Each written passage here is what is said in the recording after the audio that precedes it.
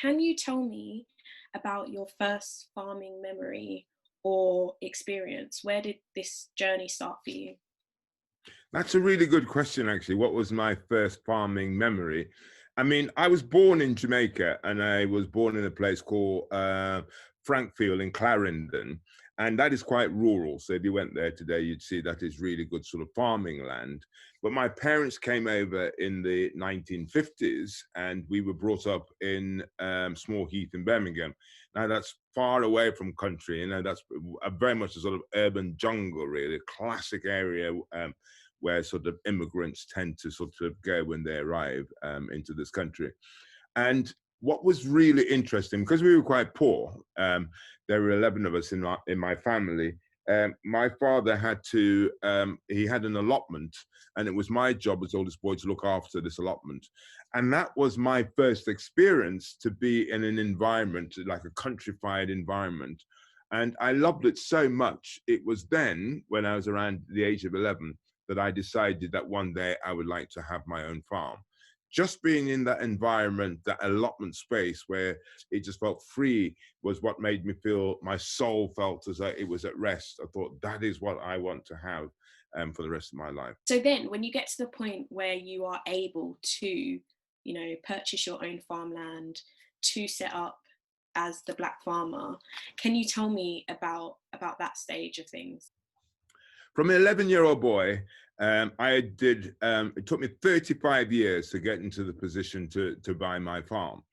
And, it's really challenging for anybody from outside of Britain to go and buy land, because traditionally what happens is that land is passed down through the generations. I managed to earn enough money to be able to buy just a small piece of land. It's only about 30 acres in Devon. Well, it's on the Devon-Cornwall border near a place called Launceston. And it was at a time when a lot of people were getting out of farming. And I found this place that I absolutely fell in love with. And I decided to buy it. And it was a wreck. There was no running water, no electricity, had nothing. And then I spent the years then trying to bring it back to life, really. And then also, you see, I'm not a proper hands-on farmer, so I don't want your readers to think that I'm out there milking the cows and plowing the fields every day. I'm more of a gentleman farmer. I mean, I'm in the fortunate position of having my next door neighbor who does all the farming. So he cuts the hay, he makes the silage, we have cattle on the farm, and he looks after all of that. So I regard myself as the Prince Charles type farmer rather than the hands-on farmer. Okay. Can you tell me, aside from, I guess, just having enough money to buy some land to create your own farm, what are some of the other challenges that you faced, and how you overcame them? Well, I can remember when I was telling my family and friends up in London that I'm going to go and buy a farm down in Devon.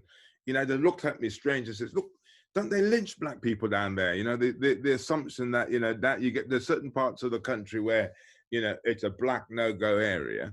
And then also down in Devon, the people, locals, couldn't get their heads around it. They said, "What's the black guy doing coming down here? Is this a cover to grow cannabis, or is it some way of sort of starting to grow drugs?" So the moment you operate outside the stereotype, it confuses people, and they think there's some sort of negative motive behind it.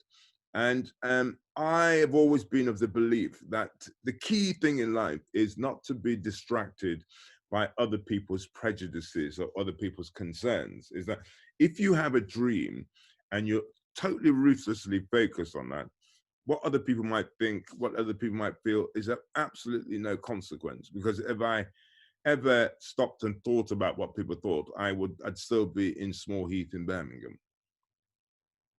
What do you think needs to be done in terms of within the industry of farming to make it more accessible to Black people who want to get into it?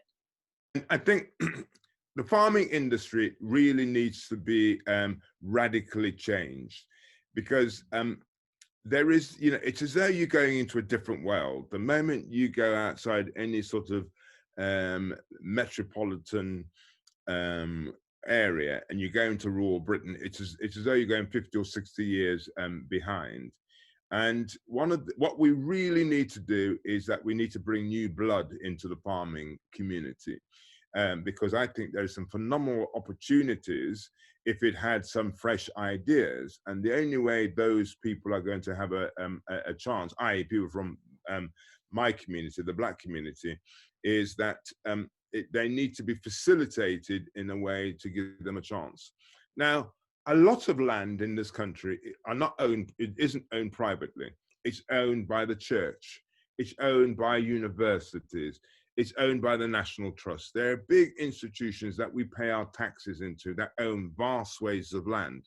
And as landlords, what they do is they will have a land agent, and that land agent will rent or lease that land out. And they tend to lease and rent that land out to the traditional, typical people.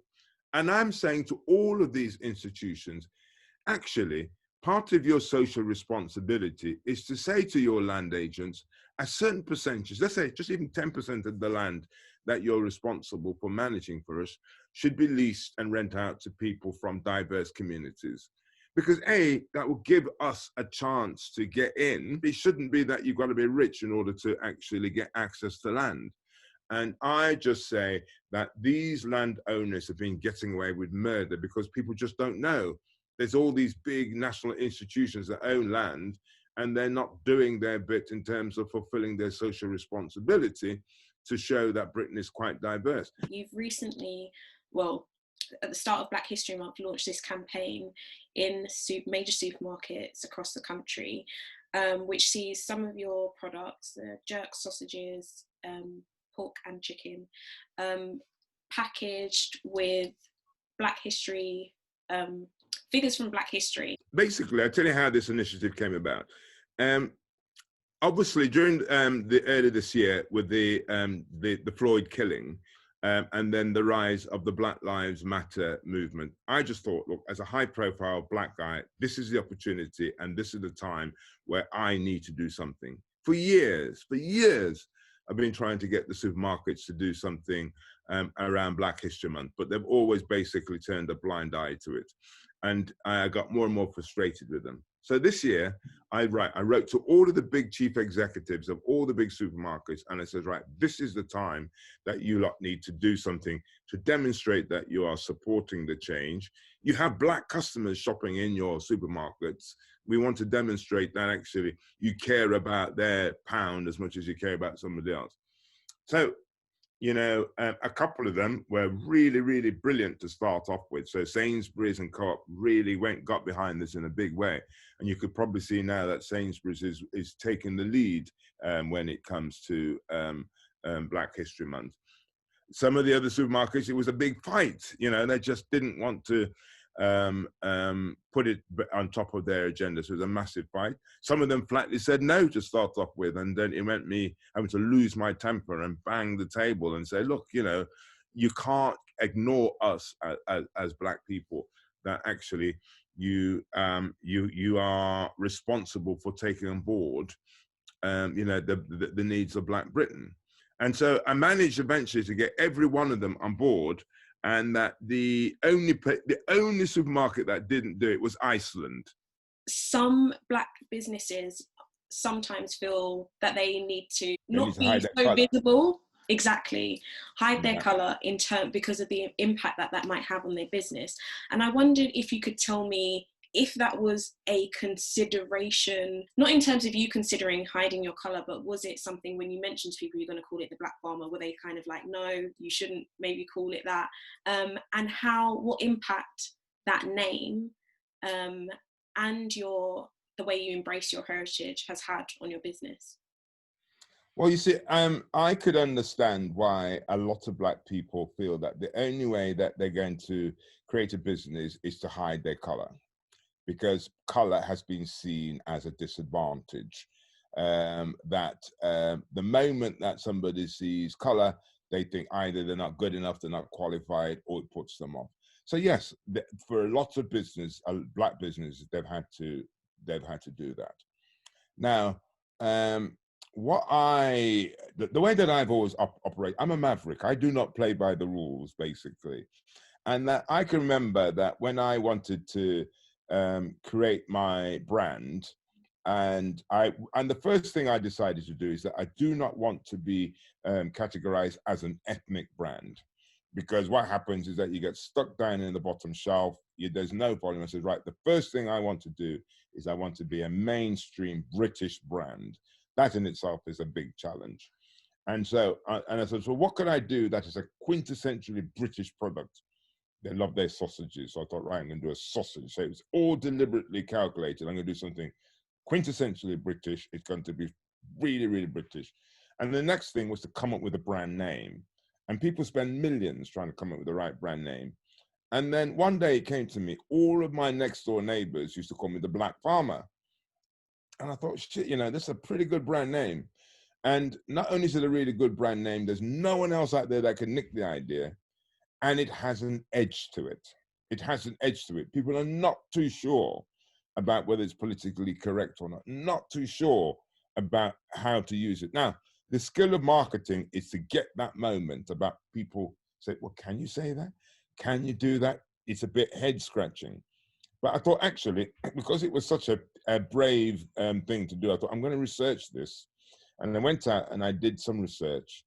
And all the research came back and says, do not call it the Black Farmer, because it will offend people. Okay, it would really rub people the wrong way.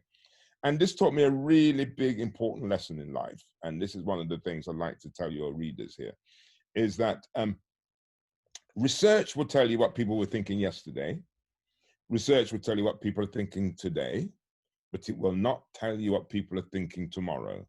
That's where you need to have vision. That's where you need to have purpose. That's where you need to have belief to say, this is what I'm going to do. And you're on your own to start off with, but to have faith that eventually people will eventually catch up with you. So in the early days when I started the Black Farmer, people used to complain, you know, they would, at the time they had the racial equality and they'd write to the racial equality saying I shouldn't do that. And I said, so what do you want me to call myself? The Afro-Caribbean farmer? You know, it doesn't have the same sort of ring to it. I can remember, and this is a true story, that I did bacon. And one of the strap lines for the bacon is no white bits. And some white guy writing, complaining, saying that was prejudiced against white people. So, you know, the thing is that when you're starting something new, you know, and you're shifting the stereotype, you know, people are going to chuck things at you. But, you know, one of the things I'm grateful for is that I was brought up in Small Heath in Birmingham. I'm a poor boy done well. So I'm used to a street fight. I'm not frightened of being got at. And that if you have your own cause and you believe in your own purpose in life, it doesn't really matter what anybody says. And, you know, 15 years on, you know, this brand is doing remarkable things. But back in the day, you know, it caused a lot of controversy. When I used to go around the country sampling my products, and I used to go and do all of these white counter shows, big counter shows, and you'd be listening to people having conversations on their mobile phones, and they'd be saying, oh, where are you? And it says, oh, I'm by the Black Farmer stand. And their friends say, oh, you can't say that. And they go, oh, yes, you can. It says it up there.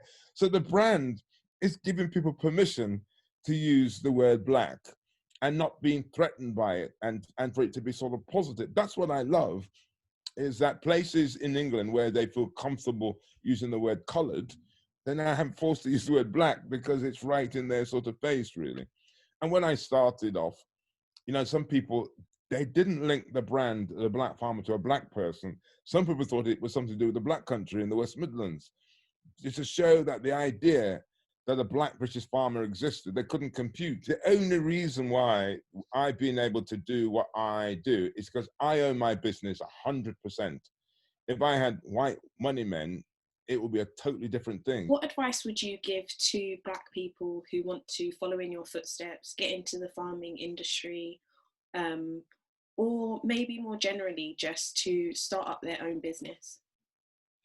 The advice I would give to any Black person wanting to start their own business is stop waiting for permission. Stop waiting to be accepted. It ain't going to happen. and that to bring about the change is to realize that there is no helping hand, that actually getting funding, getting financing is, even today, is still going to be tough, because every sort of industry have their codes, and those codes are saying black people keep out. And, you know, getting funding is one of those. You know, I've never really got funding. It's always been a bloody challenge, because actually, you know, my attitude, my everything about me does not, you know, tick their sort of box. And if you're prepared to put yourself on the line, you know, you can make it, and get support from each other. We have power, and we should be utilizing that power a lot more than we have done in the past. We have been passive. That's why we've been ignored. Why is it that you could have supermarkets in areas that are predominantly black, but it doesn't cater for that community? And therefore, black people started to actually resist and to demand more. We would find we would bring about a change. So if there's anything that we need to be critical of ourselves about, is that we've been too passive, when actually we should be a lot more assertive in terms of bringing about change. And the more of us that do that, the more it will help the mainstream to change. We are part of the mainstream, and the mainstream are there to also accommodate our needs, and they're not. So I don't want us to sort of be going off into our own enclaves. I want us to also be part of the mainstream. So that's why the mainstream, that's where the money is, that's where the volume is, that's where we want to be, and that's where we should be pushing to get into. You've recently launched a new online farm shop. Yeah. Obviously, a lot of people have moved to shopping online when it comes to their groceries because of the COVID-19 outbreak. And I wondered if that was something that played into the decision to launch the new shop, and how the pandemic has affected your business. Before COVID, getting fresh food to people's house was really difficult, because they were at work, or they were, you know, out and about. But now they have to work from home. It means that they're there to receive the sort of products. That is why I've now started it. Now, it's really tough in an online business. And what I would like is to get a lot of support from the black community, because that's how these things succeed.